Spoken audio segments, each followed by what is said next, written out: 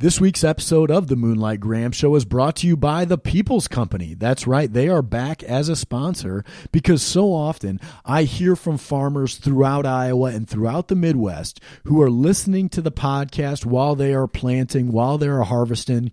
They're in their tractors, they're in their combines, which makes the People's Company a perfect partner for the Moonlight Graham Show here. As you guys probably well know, the People's Company is based in West Des Moines, Iowa, but they've really grown to be one of the nation's leading providers in land brokerage, land management, land appraisal, and investment services.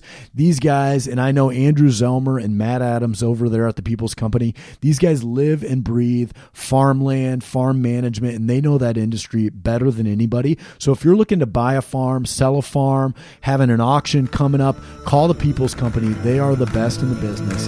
Check them out at peoplescompany.com.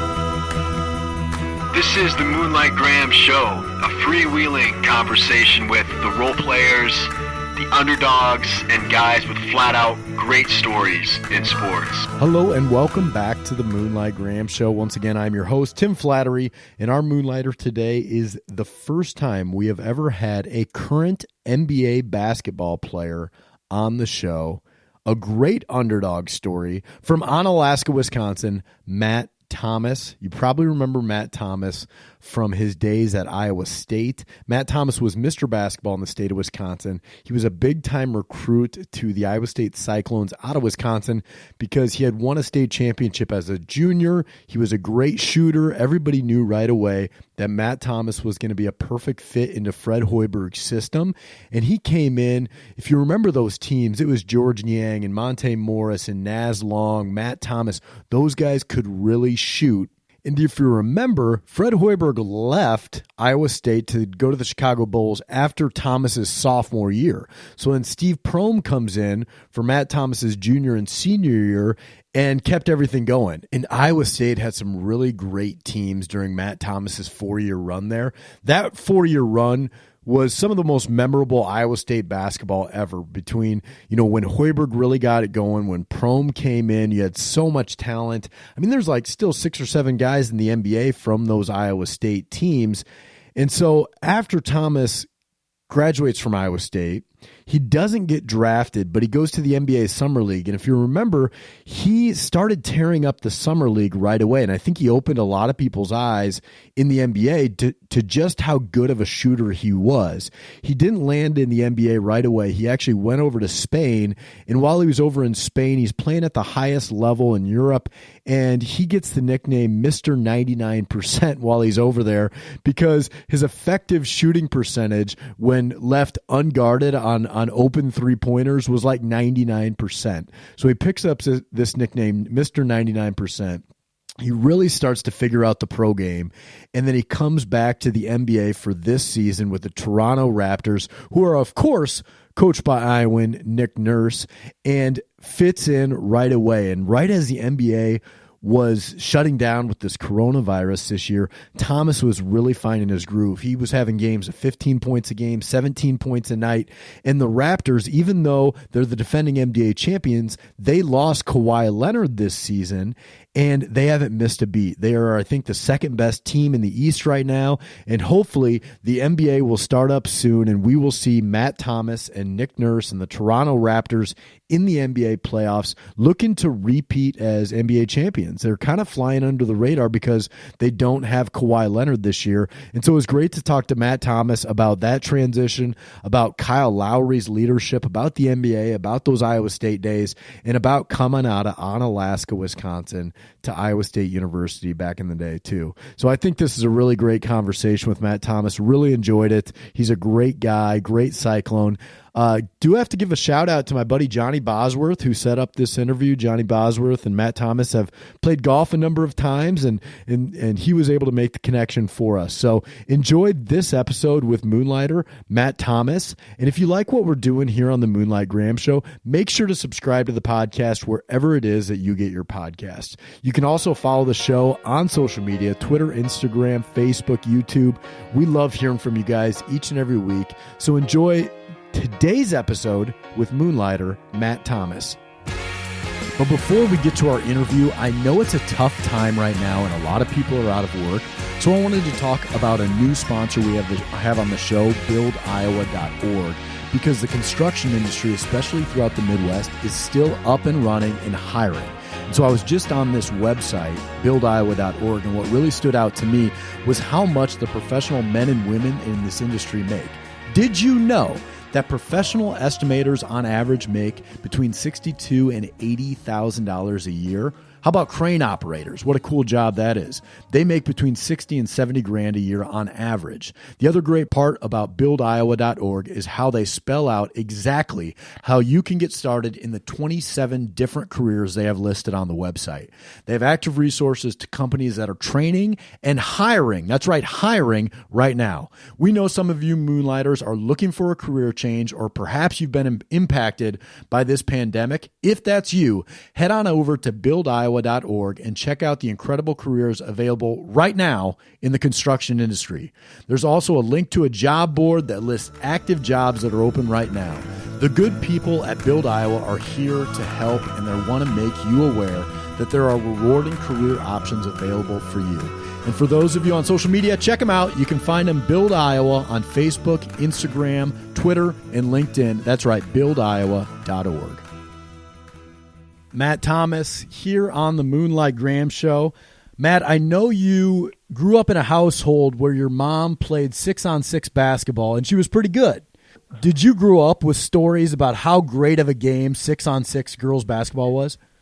Yeah, it's funny you say that, because Iowa was one of the last states, I believe, at least from my mom. Well, my mom told me to change to 5-on-5, and that was a reason why, in her eyes, that she wasn't recruited to college. That was kind of her excuse. But yeah, she played 6-on-6 at. She went to Wahlert High School in Dubuque, Iowa, and she still actually holds, as far as I know, she still holds the record for most points in the game. She scored 48 in a game, but she was, from my understanding, she was all-time offense. Like, offense and defensive players couldn't cross half court. Yep. You could only have like a max of 2 dribbles, I believe. That's right. So there was no 3-point line. So it's funny because I eventually, she kind of held that over my head for a while when we were growing up. And then eventually, I think it was my junior year of high school when I had 50 points in a game. You know what? It might have been senior year. I can't even remember now. But I had 50 points in a high school game. So I kind of surpassed her, but then she came back and said, well, she didn't have a 3-point line. Otherwise, she would have scored more than 50 as well. So that was a funny rivalry, and definitely a competitive family and a basketball family where I come from. Was your mom good? Did you ever think your mom was good at basketball? Yeah, no, she could definitely shoot it. She could definitely shoot it. So, I mean, that's genetic. Right. Yeah, she could definitely shoot. Cool, man. Well, you come from Wisconsin, but you also were kind of the prototypical Fred Hoiberg recruit, like this Midwestern guy, good shooter, guy that could stretch the floor. Was there ever any doubt of whether you were going to go to Iowa State or not? Yeah, I mean, it was a tough decision for me. Getting recruited is definitely a fun time. I was never a highly recruited kid or ranked, nationally or anything like that, or going to any elite camps when I was a kid growing up until it was that summer going into my junior year. I played really well at some high exposure tournaments and kind of got on the map. But Iowa State had been a team or a school that had been on me early, as well as Virginia. And then it really came down to those 2 schools. I was considering Wisconsin as well. The home state school, but I really liked Iowa State and Virginia largely because of the relationships I built with Coach Hoiberg and then Coach Bennett at UVA. But it really came down to my relationship with Coach Hoiberg. I was really close with the assistant that was there at the time, TJ Altsberger, and just the distance that it was, the proximity that it was to my hometown of Onalaska. It was important for me to have my friends and family be able to come watch me play. I have a lot of family in Iowa as well, and in Dubuque on the other side of the state, even though a lot of them they're Hawk fans over there. Hawkeye fans. They're Hawk fans over there, but they were converted for at least 4 years for basketball to come root for me in Ames. So yeah, that's really what it came down to for me. And it was a great opportunity for me to go in there and play, and I had a great 4-year experience in Ames. Now, Hilton Coliseum is like a cathedral for Cyclone fans, right? The Hilton Magic and so many great games in Hilton Coliseum. But as a kid growing up in Wisconsin, did you have any really feel for how special of a place Hilton was before you played your first game there? It's funny, actually. I was going to games at Hilton when I was in like 6th grade. Oh, really? So before, yeah. A lot of people, some people know this, but some don't. So one of my best friends, his uncle coached Scott Christopherson when Scott was in high school. So we were going to games even before Scott played there. So just because he had a connection with TJ Otzelberger, it's a long story, but anyways, I was going to games when I was in middle school before I even thought, I'd ever be good enough to play, Division III college basketball, let alone, high major Big 12 basketball at Iowa State. So I had a feel, to answer your question, I did have a feel for Hilton and just the fan base that they have in Ames, and that was definitely a factor too. Once I did start getting recruited, just having that knowledge going forward. February 28th, 2017, Oklahoma State, senior night at Hilton Coliseum. You pull out your career high, 25 points, 7 3-pointers on your last ever game at Hilton. What do you remember about that night? Yeah, that was a really special night for me. That was one of the highlights, of my college career. It's funny because we had played Baylor at home the game before, and I actually kind of got benched in the second half and finished the game with 2 points. So I went from one of my low points, especially for my senior year, like that wasn't happening often. So a low point to one of my best games the following night, a few nights later. But just to have that experience, I had a lot of friends and family in town for that game. To have that game and go out with guys like Naz Long, Monte Morris, guys that I had played with for 4 years, and we had made so many memories together. And then to just go out there and I was able to address the fans after the game. Coach Prohm started doing that with seniors on senior night, which was really cool. And just like I said, a really cool memory for me to have. And I'm glad I was able to win my last game in Hilton. You mentioned a couple of names already, Monte Morris, Naz Long, but George Niang was in there. I mean, you guys are all in the NBA now. And especially when Hoiberg was there, I got to imagine there was some great shooting battles at practice or after practice or, in off hours. Who was the best shooter between Niang, Naz Long, yourself, and Hoiberg? Oh man. I mean, I'm going to say myself. There you go. But I mean, to be honest, it's not like we ever, it would be cool to get like myself, Coach Hoiberg and Naz, like us three, just, and George, throw George in there as well, and Monte, just to get us in some type of 3-point contest just to see, just for fun. But that didn't really ever happen. But we did have a ton of shooters, ton of talent. And just like you said, a lot of us now are playing in the NBA, which just is a testament to just the style of play that we played at Iowa State, how it translates to the NBA specifically, and just how we pushed each other. I think that's a big reason why we've all had success.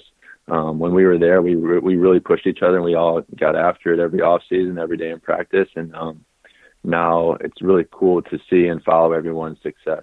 I can't believe you guys didn't have shooting contests among you guys. Like you and Naz Long wouldn't just, go head to head after practice or before practice some days.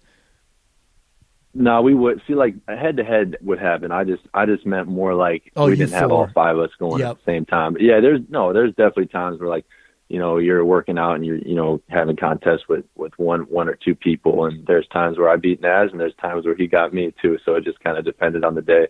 I remember there was that free throw contest among the coaches where Hoiberg made 248 out of 250, and him and Steve Alford went in the finals. I think you were at Iowa State during that time, and I remember those videos coming out where he would literally be have a clipboard in one hand and then sink 25 in a row with the other hand.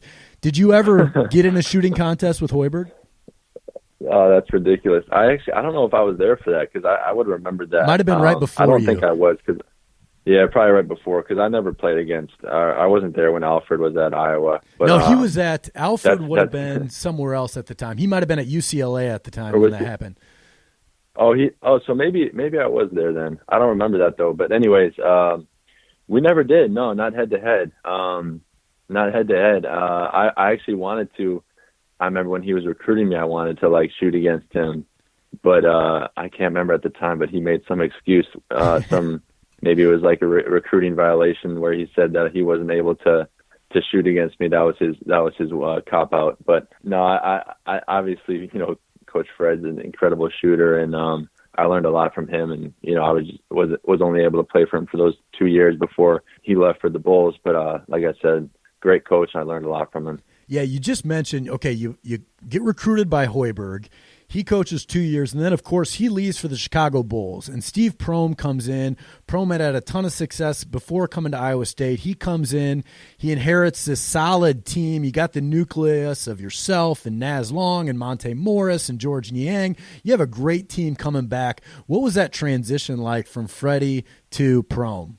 Yeah, the transition was it was easy, but it's tough at the same time. Anytime you have change, it's not easy right away, and you kind of have to accept that change. And like you said, we had a good culture there already. We had a lot of guys returning, and we already had built a winning atmosphere and a winning culture there.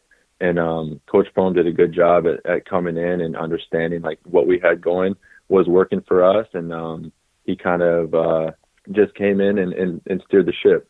I think he did a great job. We obviously continued to have success in those, my junior and senior year, in the Big 12, and then my senior year winning the Big 12 tournament championship again, making it back to the NCAA tournament. So, it wasn't easy at times, but I was glad that we had that foundation in place.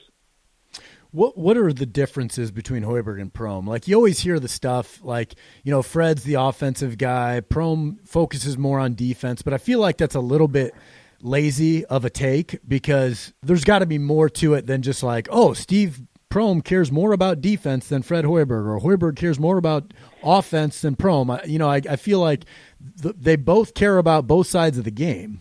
Yeah, of course. Every coach is going to have their different styles. And I think just like any player, having strengths and weaknesses, coaches probably have strengths and weaknesses as well. But I felt like both of them are pretty similar in the sense that they gave us a lot of freedom offensively and to play.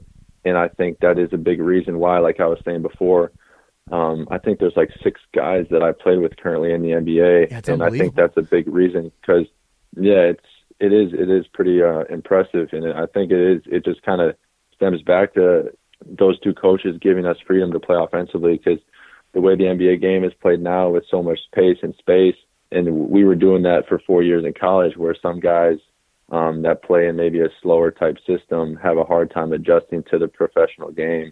But I think those are things that they both do extremely well, is giving their guys freedom to play. A lot of times on this show, Matt, we talk about like the transition from high school to college, or we talk about the transition from college to the professional ranks. But what I'm curious about with your story is the transition from Europe. So after Iowa State, you go to Europe for 2 years. You really kind of find your groove in professional basketball. But I've always heard that, the European game, if you get into the right league, the level of offense is really, really great. You have some really great coaches over there. You have some really great offensive schemes. And it's like the NBA is adopting some of those now. And then you come from Europe to the NBA. So what was that transition like from going to that league, professional league, to over here, the best league in the world? Yeah, like you said, my time in playing in Spain was great. I feel like I developed a lot as a player and a person. To grow as a person, I feel like you got to get out of your comfort zone. And that's a big reason why I wanted to go to Spain, just to, be in a spot where I'm uncomfortable. I can grow as a player and as a person, and it is extremely tactical in Europe. The way the game is played, the coach I played for specifically, my first year was extremely tactical, and but that helped me. It definitely helped me. And there's a lot of player and ball movement, and I thrived in those systems.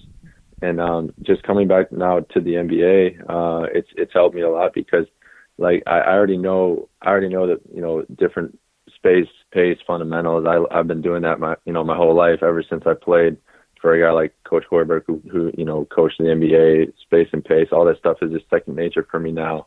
But I feel like my 2 years in Spain that I had definitely prepared me for the jump to the NBA. So often we've seen guys that after college, they'll choose to go over and play in Europe instead of the G League because you can make a little bit more money in Europe, but then we never see them again. You know, it's like once you're in Europe, you're kind of stuck there, and rarely do they make the leap back. When you were over there in Spain playing, did you ever think, like, man, there's no chance I'm ever going to get back to the NBA now because nobody in the States is seeing me? Yeah, I don't know if that's necessarily as true nowadays because just there's so much exposure. I think and so many guys are coming from Europe nowadays too. But to answer your question, I feel like when I was there, I just did my best to live in the moment and enjoy the moment, just enjoy the journey. That's what I try to do every day, and just continue to work. It always was, you know, my goal to play in the NBA.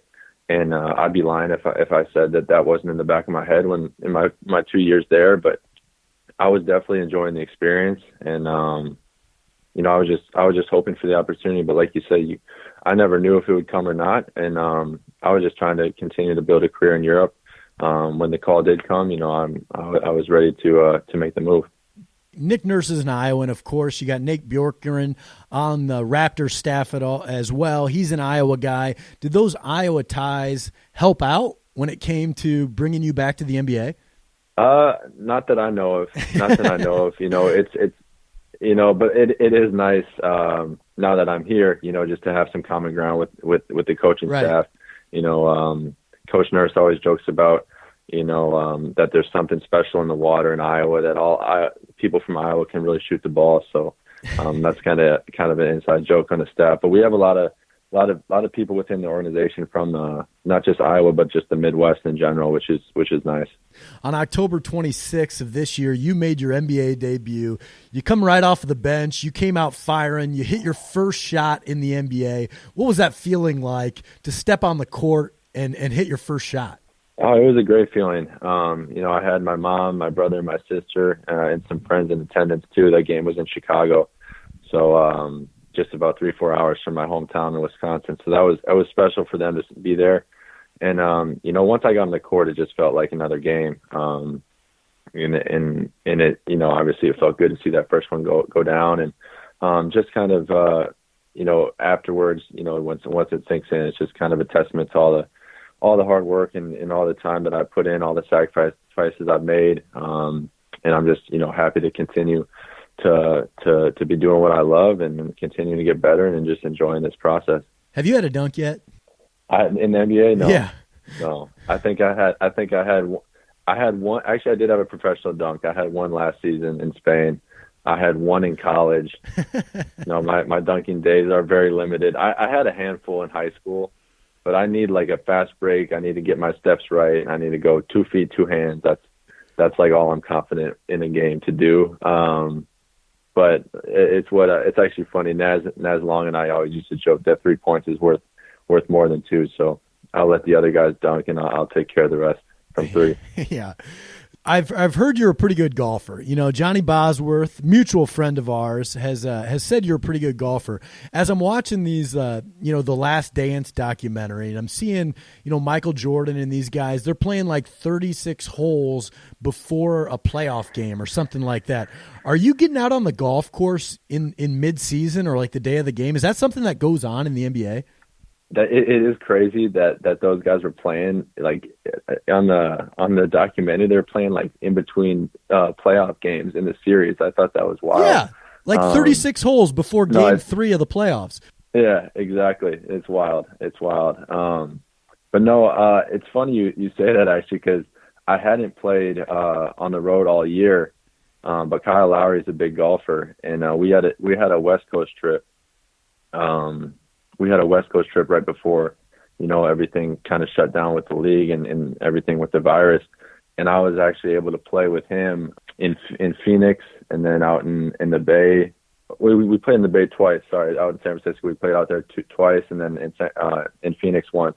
So 3 times in a matter. We were on like a 11, 12-day West Coast trip. We played five games. So just like there was opportunities on those off days to get out and play, which was great. Played some great courses and had a lot of fun doing that. But that's not something that typically happens, as far as I know, just because the scheduling is really hard. Normally when you're playing a game and you're going home or you're leaving right afterwards, you're not really getting that many off days in a city. Like, I know the Raptors won the NBA championship last year, but you weren't part of that team. But all of a sudden, the Raptors, because they're the defending champs, I got to imagine that you guys are getting everybody's best game every night. And you guys have had an amazing season thus far. What's that like, just coming in to a defending championship locker room? Yeah, it's been great, to come into an opportunity like this and a situation like this where, I got, around the guys in the summer, I didn't know really what to expect because, some teams you might win a championship, you kind of take your foot off the gas, but that definitely wasn't the case with these guys. If anything, they were even more hungry and more motivated, it seemed like, to try to win another one.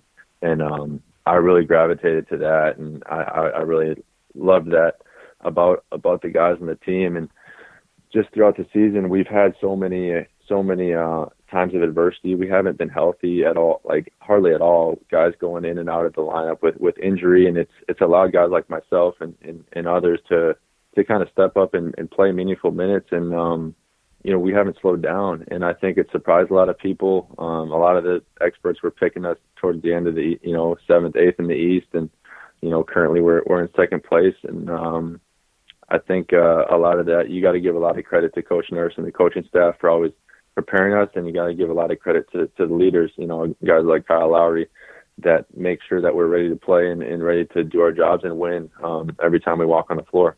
Have you had a moment in your NBA career, I know it's been just this season, but have you had a moment thus far where you step on the court and you're playing maybe against LeBron or some of these guys that you've been watching on TV for 10 or 15 years, and you almost had to pinch yourself?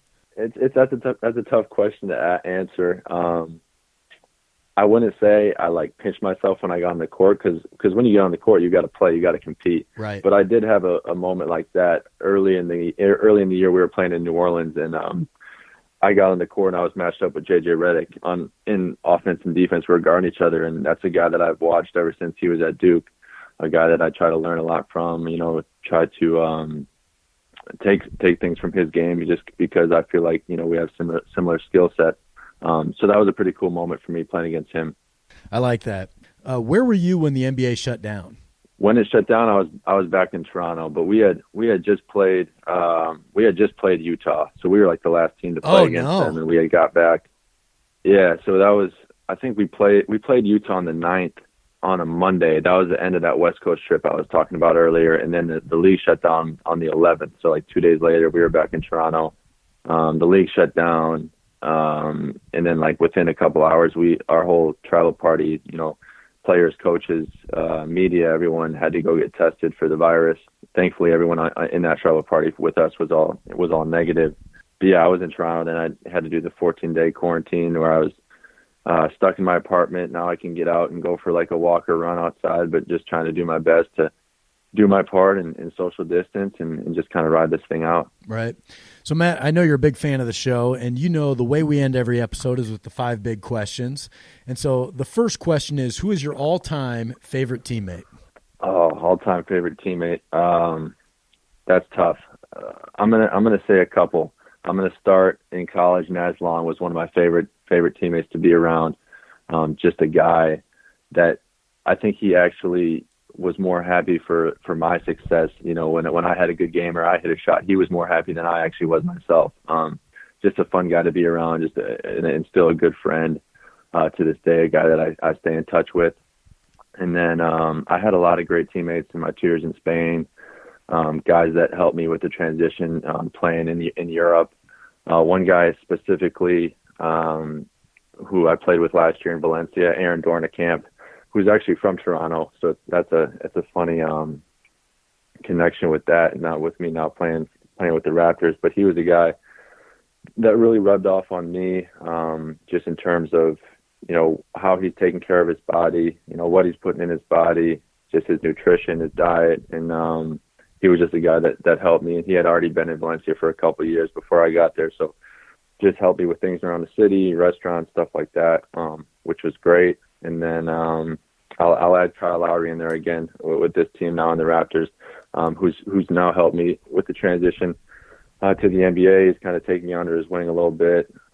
Like I said, we golf together, which is fun to do off the course, and then just everything he embodies as a winner. There's no coincidence why he's a 7-time All-Star and an NBA champion, and it's fun to just see how he goes about his business every single day and just learn things from him because he's a true professional. What's your favorite shot on the court? Favorite shot on the court? Probably corner three.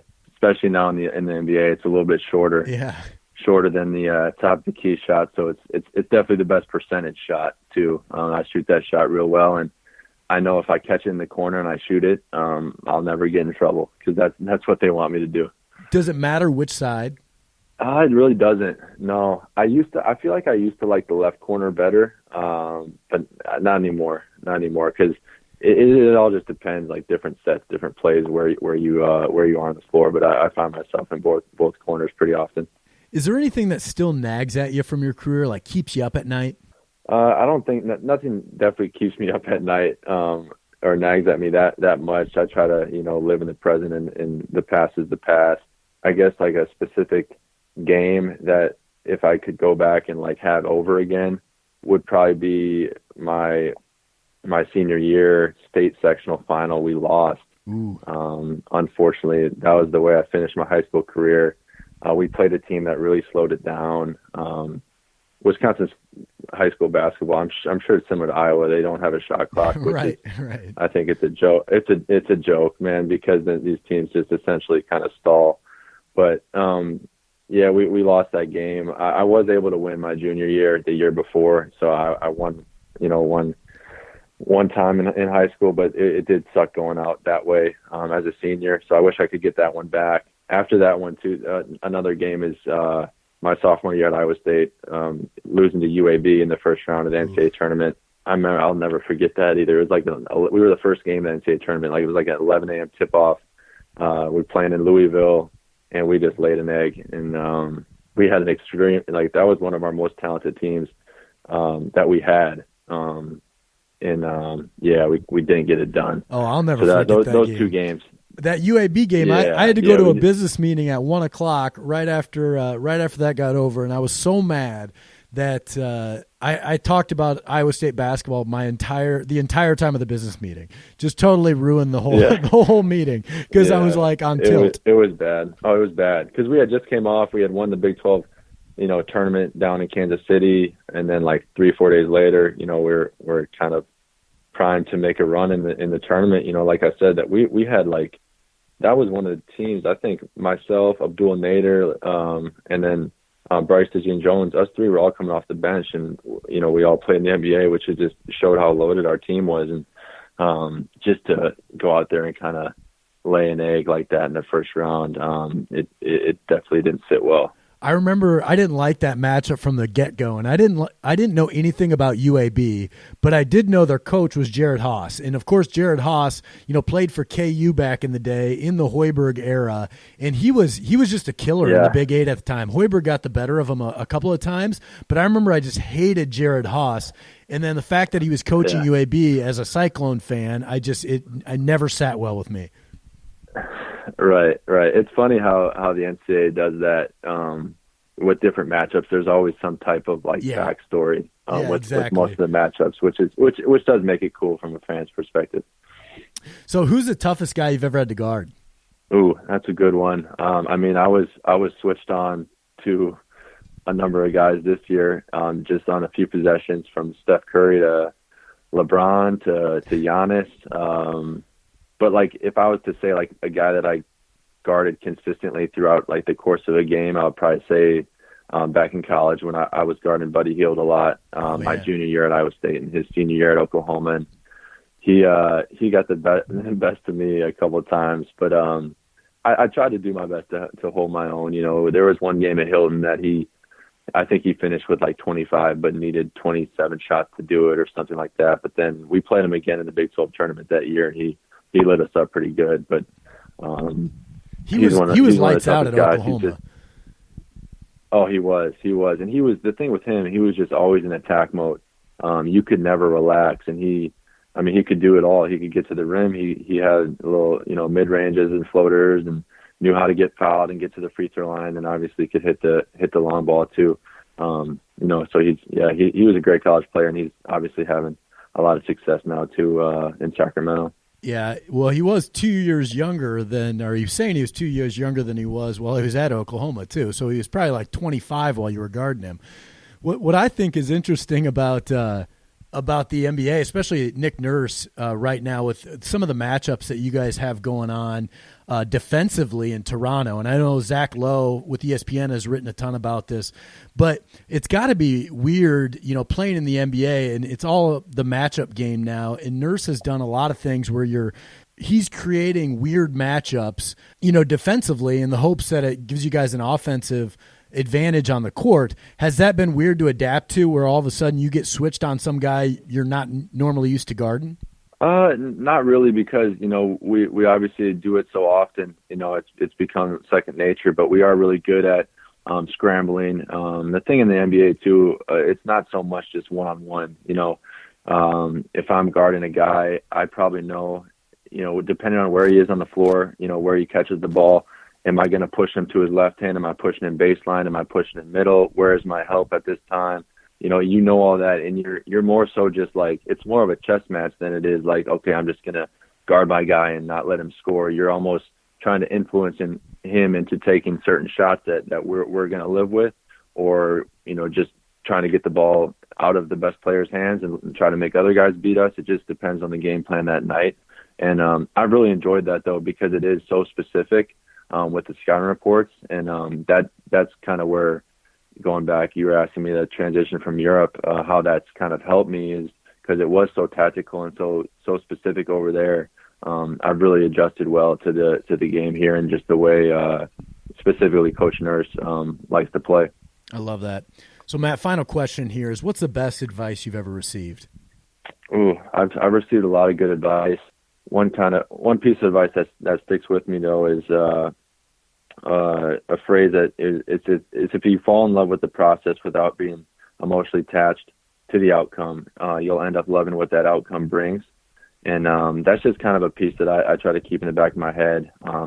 Just reminds me to take things one day at a time, just enjoy the journey.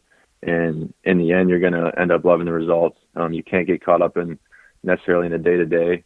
You can't let your highs get too high, your lows get too low. You got to just continue to enjoy the ride. And that's what I've done throughout my career. And that's one of the things I've been proud of too, is just the fact that I've been able to stay motivated. I've never been satisfied. Every level and every step in my career, I've continued to get better.